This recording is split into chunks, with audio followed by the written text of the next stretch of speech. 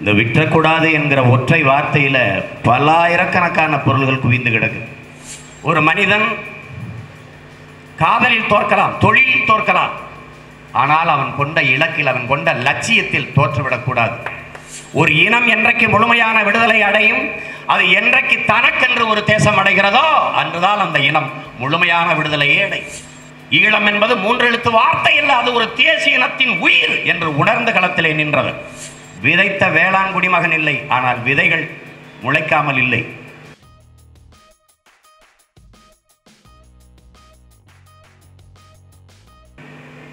போராட்ட களங்களில் அவர் பங்கேற்காத போராட்ட களங்கள் இல்லை. அந்த போராட்டத்தில் பங்கேற்றுட்டு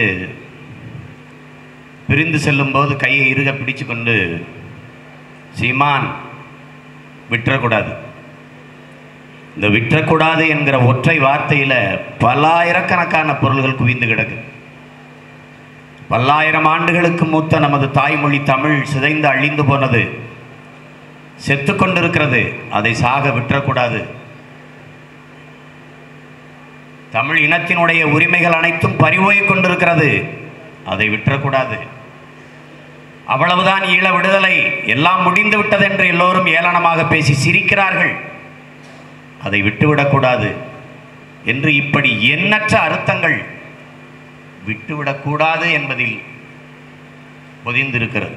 ஐயா பெரியார் அவர்கள், உன்னை இந்த உலகம் போற்ற வேண்டுமா, கொண்டாட வேண்டுமா, நீ மற்றவர்களுக்காக உழைக்க தொடங்கு என்கிறார்கள். அப்படி மற்றவர்களுக்காக உழைக்க தொடங்கி உலகம் கொண்டாடக்கூடிய ஒருவராக மாறி நம்மிடையே நிற்பவர் நம்முடைய அண்ணன் ஓவியர் வீரசந்தானம் அவர்கள். ஓசே மார்த்தி சொல்லுகிறான், சுதந்திரம் என்ற சொல்லுக்கு அர்த்தம் தெரியாதவனுக்கு கூட சுதந்திரம் தேவைப்படுகிறது. பறவைகளுக்கு இறக்கை போல, வண்டிக்கு அச்சாணி போல, மனிதர்களுக்கு முதுகெலும்பு போல ஒவ்வொருவருக்கும் சுதந்திரம் தேவைப்படுகிறது என்கிறார். 50,000 ஆண்டுகளுக்கு மூத்த ஒரு நீண்ட நெடிய வரலாற்று பெருமை கொண்ட ஒரு தேசிய இனம், உலகிற்கு அறிவியல், நாகரிகம், கலை, இலக்கியம், பண்பாடு, வேளாண்மை எல்லாவற்றையும் கற்பித்துக் கொடுத்த ஒரு தேசிய இனம். 26,000 மக்கள் தொகை கொண்ட இன மக்கள் எல்லாம் நாடடைந்து பெருமையோடு விடுதலை பெற்று வாழ்கிறார். வெறும் 4 லட்சம் 5 லட்சம் மக்கள் தொகை கொண்ட இனங்கள் எல்லாம் விடுதலை பெற்று நாடடைந்து வாழ்கிறார்கள். ஆனால் 50,000 ஆண்டுகளுக்கு மூத்த இனம், உலகில் 13 கோடி மக்கள் தொகை கொண்ட ஒரு தேசிய இனம், இன்றைக்கு அண்டி ஒண்டி அந்நிய நாடுகள் எல்லாம் அடிமைப்பட்டு வாழ்வதற்கு காரணம் என்ன? ஒரு இனம் என்றைக்கு முழுமையான விடுதலை அடையும், அது என்றைக்கு தனக்கென்று ஒரு தேசம் அடைகிறதோ அன்றுதான் அந்த இனம் முழுமையான விடுதலையே அடையும். அப்படி விடுதலை பெற்று வாழ்கிற பிற மொழிவழி தேசிய இனங்களைப் போல என்னினமும் விடுதலை பெற்று உயர்ந்து சிறந்து பெருமையோடு வாழ வேண்டும் என்கிற புனித கனவோடுதான் எங்கள் உயிர் தலைவன், எங்கள் அன்பு அண்ணன் மேதகுவி பிரபாகரன் அவர்கள் ஈழ தாயகத்தில் ஒரு புரட்சிகரமான விடுதலை போராட்டத்தை முன்னெடுத்தார். என் அன்பிற்குரிய உறவுகளே, ஒரு மனிதன் காதலில் தோற்கலாம், தொழிலில் தோற்கலாம், ஆனால் அவன் கொண்ட இலக்கில், அவன் கொண்ட லட்சியத்தில் தோற்றுவிடக்கூடாது. அந்த வலியை வெளியில் சொல்லி மாளாது. எனக்கென்று ஒரு தேசம் மலரப் போகிறது, என் தாய் மொழியிலேயே என் தேசிய கீதம் பாடப்பட போகிறது, பரம்பரையாக தமிழர்கள் பல்லாயிரம் ஆண்டுகளாக ஏந்தி பிடித்த புலிக்கொடி எங்கள் தேசிய கொடியாக பறக்கப் போகிறது என்று கனவோடு நின்ற பிள்ளைகள் நாங்கள். அந்த கனவு சிதைந்து போனது. சிறு வயது முதல் அந்த கனவோடு வளர்ந்து வந்த பிள்ளைகள் கண்முன்னே என் தாய் நிலம் சிதைத்து அழிக்கப்பட்டதை தாங்கிக் கொள்ள முடியவில்லை. துடிக்க துடிக்க அறுத்து தூர வீசிய கோழி போல துடித்து கிடந்தோம். இன்று வரை அந்த காயத்தை மறந்து கடந்து போக முடியவில்லை. ஈழம் என்பது 3 எழுத்து வார்த்தை அல்ல, அது ஒரு தேசிய இனத்தின் உயிர் என்று உணர்ந்த களத்திலே நின்றவர். ஈழம் என்பது ஒரு தொலைதூர தீவல்ல, அது ஈழத்தில் வாழ்கிற மக்களுக்கான நாடு மட்டுமல்ல, ஒட்டுமொத்த தமிழ் தேசிய இனத்திற்கான தேசம் என்பதை என் போன்ற பிள்ளைகளுக்கு உணர்த்தியவர். சில இழப்புகளை தாங்கிக் கொள்ள முடியாது, மரணம் இயல்பானதுதான். ஆனால் சில மரணம் மிகப்பெரிய வழியை தரும். அப்படி எனக்கு தந்தது எங்கள் அப்பா இறைக்குருவனாருடைய மரணம். என் போன்ற பிள்ளைகளை செதுக்கி வளர்த்து கொண்டிருந்த ஒரு தகப்பன். அதற்கு பிறகு என்னுடைய அப்பா மணிவண்ணன் அவர்கள் அதற்கு பிறகு எங்களினுடைய பெரிய தகப்பன் வேளாண் பேரறிஞர் நம்மாழ்வார் அவர்கள். அதற்கு பிறகு இந்த இனம் இழக்கக்கூடாத ஒரு அரிய பொக்கிஷம் என்னுடைய அண்ணன் ஓவியர் வீரசந்தானம் அவர்கள். இவர்களெல்லாம் இந்த தேசிய இனத்தின் மிகப்பெரிய ஆளுமைகளாக சொத்துக்களாக இருந்தவர்கள்.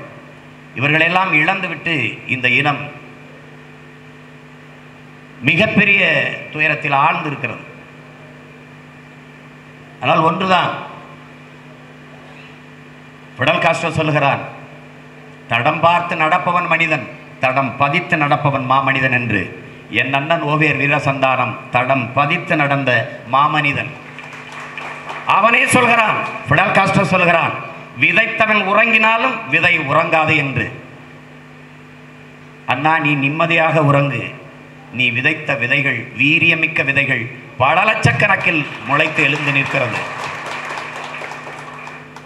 பன்னெடுங்காலமாக நமது இன முன்னோர்கள் தூக்கி சுமந்து வந்த அந்த விடுதலை கனவை, அந்த விடுதலை நெருப்பை அணைய விடாமல் அடைகாய்த்து வைப்போம். நிச்சயமாக தமிழ் தேசிய இனம் ஒரு நாள் உலக அரங்கில் தனக்கென்ற ஒரு தேசத்தை படைக்கும். எண்ணற்ற எழுச்சி பாக்களை இந்த மண்ணிலே பாடிய புரட்சி பாவலர் பாரதிதாசன் இல்லை, பாவலரேறு பெருஞ்சித்திரனால் இல்லை. ஆனால் அவர்கள் விதைத்த விதைகள் எல்லாம் ஜல்லிக்கட்டுக்கு மீதான தடையை நொறுக்குவதற்கு பல லட்சக்கணக்காக சென்னை கடற்கரையில் கூடி நின்றார்கள். பார்ப்பதற்கு அந்த பெருந்தகைகள் இல்லையே ஒழிய விதைத்த வேளாண் குடிமகன் இல்லை. ஆனால் விதைகள் முளைக்காமல் இல்லை. அப்படி என் அண்ணன் வீரசந்தானம் அவர்கள் விதைத்த வீரியமிக்க விதைகளில் ஒன்றுதான் உங்கள் முன்னால் நிற்கிற சீமானும் இந்த வேல்முருகனும் இங்கே கூடியிருக்கிற எண்ணற்ற இளைய தலைமுறை பிள்ளைகளும். அவர் இல்லை என்று நான் ஒருபோதும் எண்ணலை. தமிழர்கள் எங்கெங்கு வாழ்கிறார்களோ அங்கெல்லாம் அவர்களுடைய உணர்வோடு ஒன்று சேர கலந்து நிற்பார் என்னுடைய அண்ணன். ஓவியமாக, உணர்வு காவியமாக தமிழ் சமூகம் வாழுகிறவரை என்னுடைய அண்ணன் ஓவியர் வீரசந்தானம் அவர்கள் நம்மோடு வாழ்ந்து கொண்டிருப்பார். உலகமெங்கும் பரவி இருக்கும் தமிழ் நெஞ்சங்களே, உங்கள் பகுதிகளில் நடக்கும் நிகழ்வுகள், போராட்டங்கள், பிரச்சனைகள், அதிகாரிகளின் அலட்சியத்தால் புறக்கணிக்கப்பட்டுள்ள திட்டங்கள், லஞ்ச புகார்கள் மற்றும் சமூக அவலங்களை இந்த உலகிற்கு வெளிச்சம் போட்டு காட்ட விரும்புகிறீர்களா? உங்கள் செல்போன் மூலமோ அல்லது தங்களிடம் இருக்கும் கேமரா மூலமாகவோ பிரச்சனைகளை வீடியோவாக பதிவு செய்து எங்களுக்கு அனுப்புங்கள். உங்கள் பகுதி பிரச்சனைகளை உலகுக்கு வெளிச்சப்படுத்தி அப்பிரச்சனைகள் நீங்க வழி செய்வதுடன் உங்களுக்குரிய சன்மானத்தையும் வழங்குகிறோம்.